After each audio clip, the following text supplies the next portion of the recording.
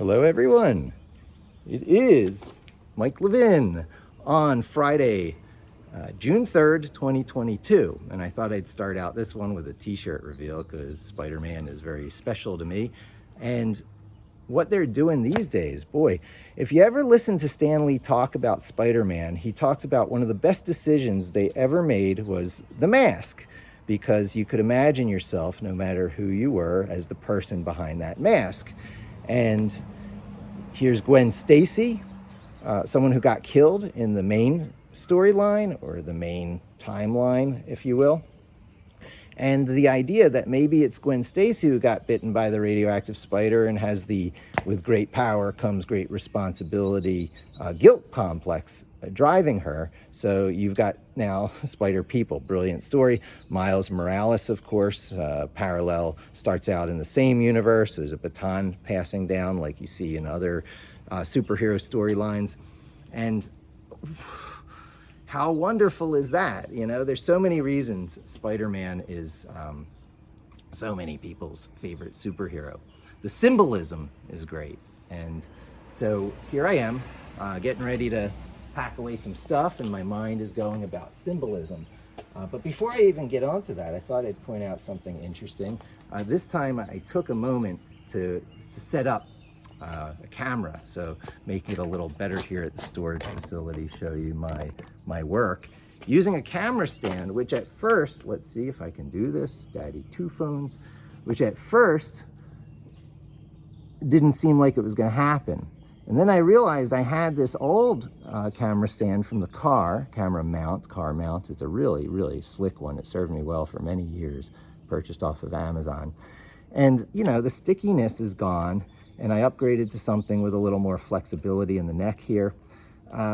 So I used a bungee cord to sort of put it on, and I can't show you at the bottom, but the bungee cord is going around in like a U on this and hooking on at the bottom of my Jeep door.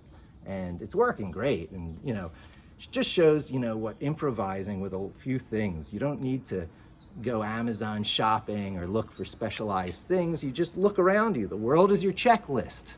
Look around.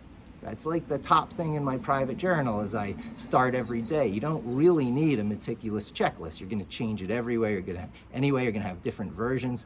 So be checklisting in your head all the time, using the real world as your seed for the checklist. Okay. All right. Okay. So, symbolism. I was once told that there is no such thing as symbolism. And since then, I have just been unable to get that assertion out of my head. So, I know someone who's being accused of violent outbursts. And it has come up with me, didn't that happen with you too? And I'm like, well, yeah, one time. And the first time, I locked myself in another room. No one has the right to, you know, attack someone else like an animal. It's insane. You know, let them wear out their energy. And on the second time, I owned this. And I was able to apply perfect equal and opposite force. Boom, boom, boom. And, you know, basically laughing and saying, look, get control of yourself. This rage is coming from a place that will not serve you well in life. It's unacceptable. And I'm better than that. Channeling various things in my life from martial arts, because I've used these bags and taken karate myself, you know, working towards a black belt. Boom, boom. You know, this is a part of who I am. Boom, boom. You know, both from this side of it and from that side of it. And I was entirely able to deal with this in a non-violent fashion. I didn't have to pull hair. I didn't have to have another adult hold anyone down. I just equal opposite force until they were completely worn out. And then I made sure to have this thing around me at all times, okay? So it was both a trigger, admittedly. I tried to get it out of visual sight so that it didn't didn't cause that and make the ire stir up, you know. Oftentimes people who go into these animal states, who get triggered very easily, will accuse the person nearest of being the trigger. It's your fault for fill in the blank reason. It really doesn't matter what it is. So the visual presence of this could have been a trigger. So I would keep it out of sight but nearby. Whenever that thing happens, whatever that is in the mind, right? Good mommies and daddies have to help their children get that under control.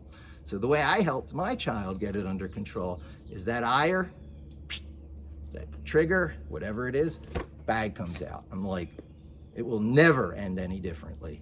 There is no possibility of like you landing a blow, you dominating over me, but neither will I lay a hand on you. Wear them out. No marks on them, let them use up their energy.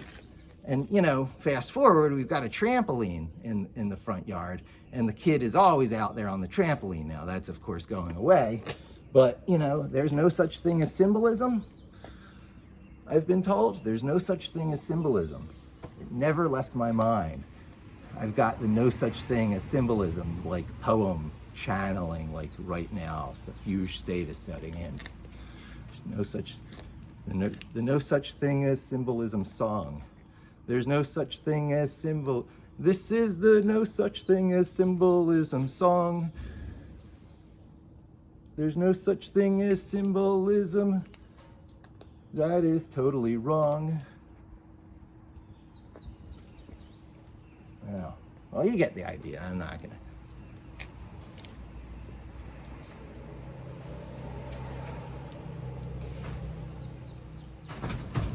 I don't need it anymore. Symbolic. Packing it away. There are no violent outbursts. They have ceased. They are no more. What else have I done? I've gotten these bags. They're not really bags. They're just like cudgel sticks. So, you know, they're combat things. With or without the trampoline. Boom, boom. So when you want a little bit more aggression working out, right? So the combat bag was just the first step in what was a series of aggression resolving issues. You don't want to bottle it up, and you don't want to let it out in destructive ways. So you let it out and you improve your physical body confidence. You improve your physical body confidence, and you roughhouse. You roughhouse. By roughhousing, you learn a number of things. Not everything that causes panic is life or death. When the cortisol releases, when the pituitary gland, when the visual stimuli and the audible stimuli, when the sounds and the smells and the senses tell you you're in danger, panic.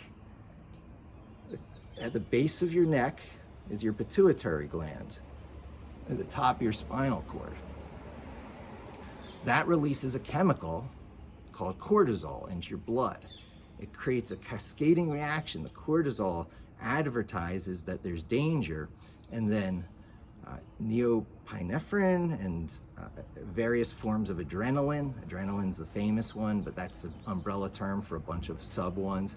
But it's a cascading thing that you feel in different parts of your body. That's why you feel it in your gut. You feel it in different places. It's very primal. It's not all in your brain. It's certainly not up here. It's everywhere but up here. This is what loses control. So you have to understand that at an intellectual level first. You have to understand it in a meta way. That's your ringleader. It's your ringleader. We all have a 3-ring circus in our heads. Here's 2 of the rings. We've all got a 3-ring circus in our head, right? And we'll make Spider-Man the ringleader. There's a bunch of different actors on these 3 rings. You know, you got your lion taming act. You know, you've got your tightrope act. You've got your high diving act. Some are humans, you know, doing amazing stunts, and others are animals, elephants balancing on balls. Not anymore, because it's inhumane, and the Ringling Brothers P.T. Barnum Circus just basically collapsed, became no more. And they're recruiting, they're looking for the most amazing human acts, trying to go the route of Cirque du Soleil, because Cirque du Soleil survives and thrives while Ringling Brothers, there's a sucker born every minute, P.T. Barnum, right? That kind of stuff, it catches up, right? When you believe there's a sucker born every minute and you base your existence on milking suckers and exploiting animals, maybe not in your lifetime, but your descendants are not going to be able to keep leeching off of such a poor premise. So, the Ringling Brothers is interviewing for the best human acts in the world. I guess they'll be trying to poach Cirque du Soleil. But you've got the ringleader, you're human, in control of all these acts, controlling where the spotlight goes. The spotlight can be shown over here, the spotlight can be shown over here, and the spotlight can be brought back to one's self as the ringleader. This ringleader maps to the neocortex, the bulging part of the forehead that other primates don't have in such abundance. Their foreheads slope. They have less room for it, less need for it. They have other things that make up for it. You should watch the YouTube videos on chimps and their photographic memories. Chimps are smarter than humans in non-verbal, because of the verbal center lives up here, in non-verbal tasks. Flash numbers on the screen, where were those numbers, find them in order, whatever. All those visual tests that test the photographic memory, how well you see things based on, non-visual cues. Chimps do better. Chimps are smarter than humans in that area. However, we're the ones conducting the experiments. If what you want is control of your life, the ability to bring that out of control circus act, everything going at once, doing their own thing, no spotlight on anything, or the spotlight is swinging around, then what you need is a stronger ringleader. It's a thought exercises. Again, this is why I try and bring you to Linux, Python, Vim, and Git, and more is get to Vim as fast as possible through a Linux path. You can't get to Vim through Windows. You shouldn't get to Vim through Windows. Learning GVim, it's a pitfall, it's a trap just as bad as going to VS Code. So what you want to do, if you're on Windows 11, is WSL space -- install. From a PowerShell, from a DOS prompt, it doesn't matter. Just you hit the search tool, you hit the Windows logo at the bottom of the screen, start typing COM for the DOS prompt, or start typing PowerShell for the PowerShell. Hit enter, it'll pop up. It's a little type-in user interface, one of those scary things. Type the letters lowercase WSL space, 2 minus signs, and then without a space, the word install. Hit enter, it'll go through the install procedure. It'll ask to reboot your machine, and when it comes back, you'll have Linux. That's the first step to learning Linux. Someone asked in a comment this morning, where can you go to learn Linux? To here, come to me, I'll teach you Linux. Learning Vim is giving your ringleader control. You can't learn Vim without this guy being really sharp and strong. You just can't do it. Over time, muscle memory will allow your ringleader, because the ringleader is not ringleading because of completely cognitive skills. He can just apply the instructions of his cognitive powers. But everything he's doing about controlling the spotlight and, his body posture and commanding, attention, that's muscle memory. That's a trained skill. That's the Vim skill. That's the parts of Vim that get committed to your muscle memory. So there's no such thing as symbols.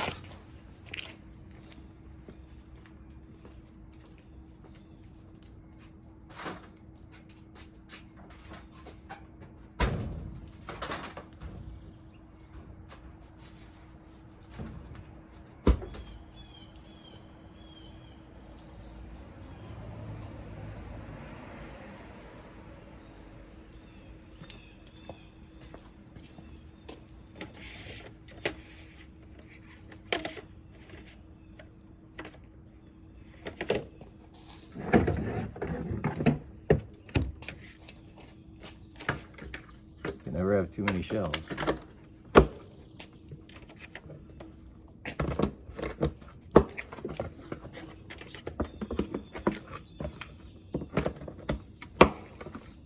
Gonna say something profound and wise about shelves? Probably not. Modular shelves. The movement to plastic. I've been putting down plastic. That looks like the bottom of the Amiga 1000. Where's the signatures? Where's Mitchie's paw?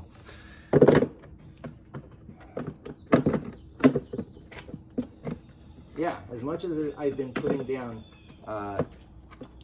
plastics lately, oh my God, I will never touch another baker's rack. Those baker's racks that you have to use a tire hammer to get those levels to sit right, and those little plastic semicircular wedges that you have to put on the metal poles. You know what I'm talking about. Anyone who's put together a baker's rack has it ingrained into their head, the seemingly unique engineering, this seemingly clever engineering of that thing. And no thank you. Give me injection molded plastic any day over a baker's rack. Oh my God.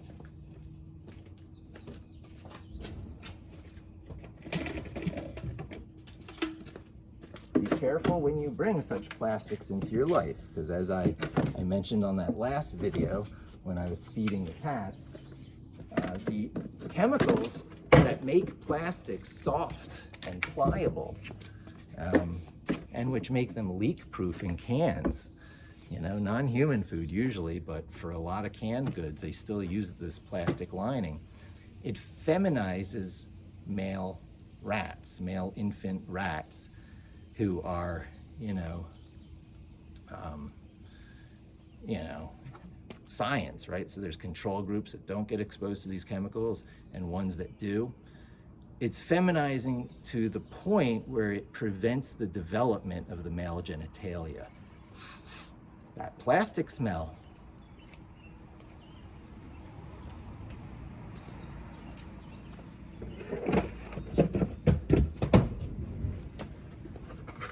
You put that same chemical in makeup.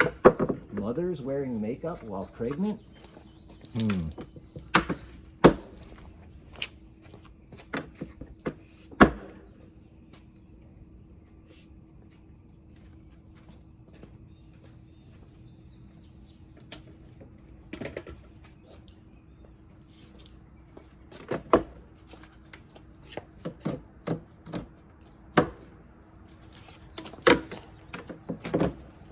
Work here as opposed to the work of the baker's rack. Putting together the equivalent baker's rack, I would have been here all morning just working on that baker's rack. And here, bam, done.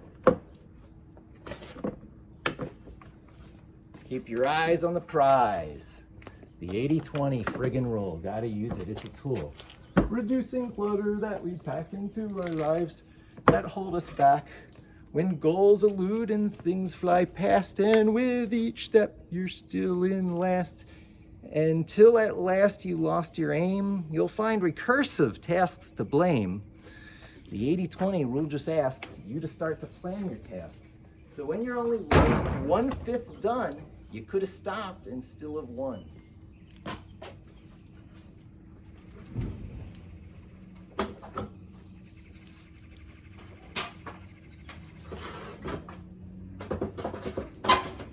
My trick now is to leave enough room for the canoes. That giant canoe, that Old Town one, has to go in diagonally. So even that shelf positioning isn't really good. I'm going to rework things a little bit. The tip of the canoe is going to have to go into that far corner, and then it'll have to go out this way as much as possible. And so that shelf would not work there.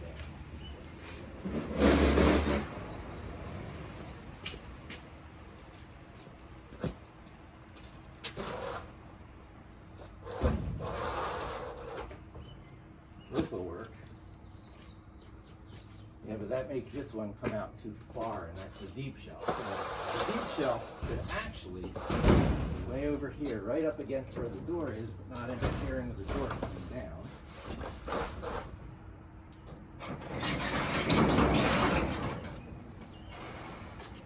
And then the shelf here, go here.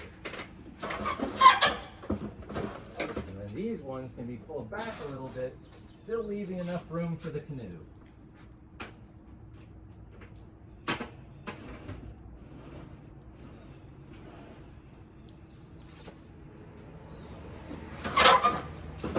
That did it. One more shelf. Shelves are good. Shelves are good.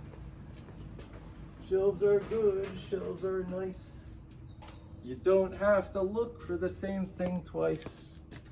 Raspberry Pis. I got servers everywhere. Servers everywhere. And not an app to run. Oh, servers everywhere. Here's a server for you. This is the Shiva plug. If you see a wall wart just plugged in like a normal thing, beware. It might actually be a fully, capable Marvel system on a chip server in there. If it has a network cable plugged into it, very much be aware. A lot of them are Wi-Fi these days, but Wi-Fi can give itself away more easily. So oftentimes, back when this was made, this would have made this component too expensive. This is ye old Raspberry Pi. These were around before the Raspberry Pi. I was into microservers long before the Raspberry Pi came out. That's why I was the first to unbox it on the internet. I was like, oh my goodness, here's one that has a integrated GPU, a graphics processing unit from Broadcom of all people. So this is going to be interesting. But this is the kind of stuff that came before Raspberry Pi. Got tons of those. Tons from before and tons from after. This is the Solid Run. This is one of the early Solid Run cubes. Another server. This one is fully capable of being a media center. Look at that connectivity on the back of that thing. HDMI ports, USB ports, and they're probably USB 3 by this time. Oh, that even might be a SATA hard drive port. So for doing LAN or NAS applications, network application, servers, that kind of stuff. So, yeah. Oh, an optical port. It has an optical port. Yeah, these were neat little media centers.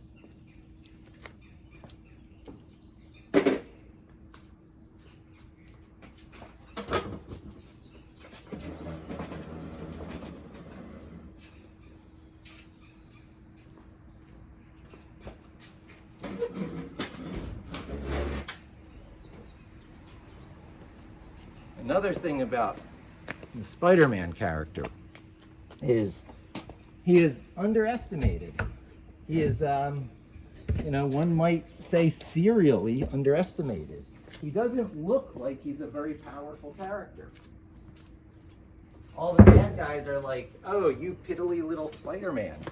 But what is it about him that makes him so endearing to the audience?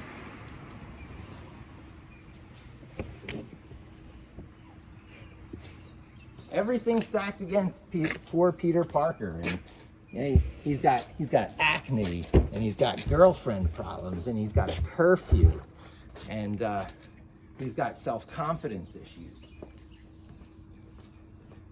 and he's a teenager. He's got all the high school teenager issues, everything stacked against this guy, and yet, Superman, Batman, DC, Spider-Man. There's not even a close third, right? These are the three biggies, Superman, Batman, and Spider-Man. And Spider-Man from Marvel came years and years and years later. DC Comics, that was like 70 years ago, 75, I don't know, 2/3 of a century. It was like 25 years later, so Spider-Man is probably 65, 55, 45, 35, somewhere between 30 and 35 years old, right? Johnny come lately onto the superhero scene, yet is as large on the stage today and from the time he came out as any of those really formative, seminal DC superheroes.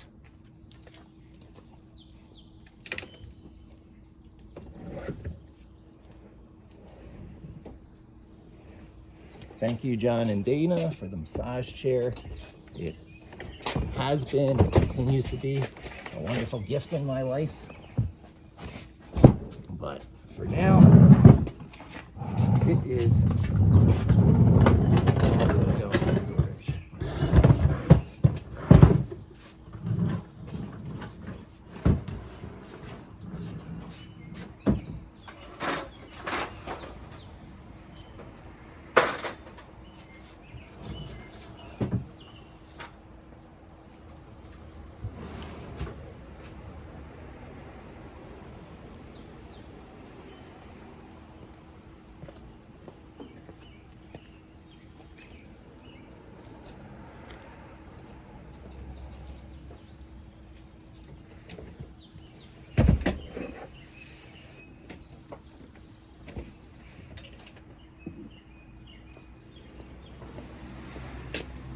And the old Brookstone foot massager.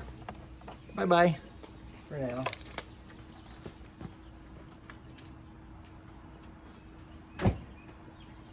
Boy, this is going to be a real maze, you know, shifting things around, pushing things around, because those canoes have to get in there and I have to still keep things usable, thus the shelf system. The shelf system is the key to keeping things usable. The huge canoe, maybe I'll give away the kayaks. There's no time to sell. Money isn't important. The time it would take to sell a kayak with 4 years before I 4 years, I wish. 4 weeks before I have to be out of that current house. So maybe I'll just give the kayaks to a neighbor or something. I'll maybe keep the tiny one, which is the kids, because it's tiny, you know, it's gonna be easy to store, but that second kayak is a problem. The canoe is special to me because of how I got it, the story behind it, the number of times I've used it. But a molded plastic kayak from Dick's Sporting Goods is completely replaceable. Not even that expensive, so. Yeah, 80-20 rule accomplished, my friends. Doesn't have to be a big unpacking day. It's just gotta clear out enough at home so that it serves as a catalyst for clearing out more at home. You get the big stuff out of the way. You do a quick pass to get the big stuff out of the way, and then it's easier to gather the little stuff, and a lot of the little stuff is just going to get thrown away and donated anyway. So the little stuff, you do big sweeps like a vacuum cleaner, and you whoosh, whoosh, whoosh, and you don't have to deal with the big stuff anymore. The big stuff is all, and the good stuff, the really good stuff that you grabbed and preserved, the comics that you saw me do, you know, so your mind is alleviated. That's the 80-20 rule. When you're only 1/5 done, you could have stopped and still have won. Do not fixate on one act in the 3-ring circus. One act is going to draw your attention more than all others. The one act is going to keep and block the ringleader from shining the spotlight onto it. They're going to keep pulling the spotlight back onto themselves. And I wish it was the lion tamer, because that's what you do. You're taming a lion, but more likely it's going to be a bunch of wild monkeys flinging poo at each other. So, clear mind, clear environment, clearing the way to unlocking the door to the next phase of your life. Thanks for joining me. Hope to see you again soon. Don't forget to subscribe.